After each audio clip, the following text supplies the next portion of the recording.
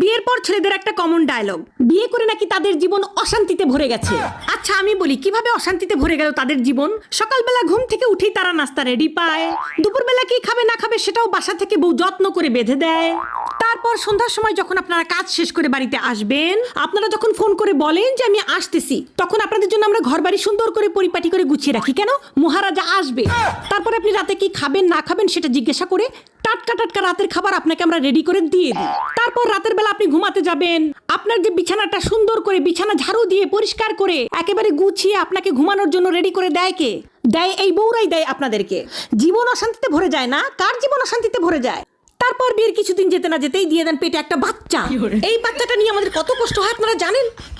সেই বাচ্চা পেটের মধ্যে 9 মাস কে পালে? আপনি পালেন? আপনারা তো খুব ফুর্তিতে বাচ্চাটা দিয়ে দিয়েছেন, কিন্তু সেই বাচ্চা আমরা পেটের মধ্যে 9 মাস পালি। পেলে সেই বাচ্চাটাকে ছোট থেকে বড় করি আমরা।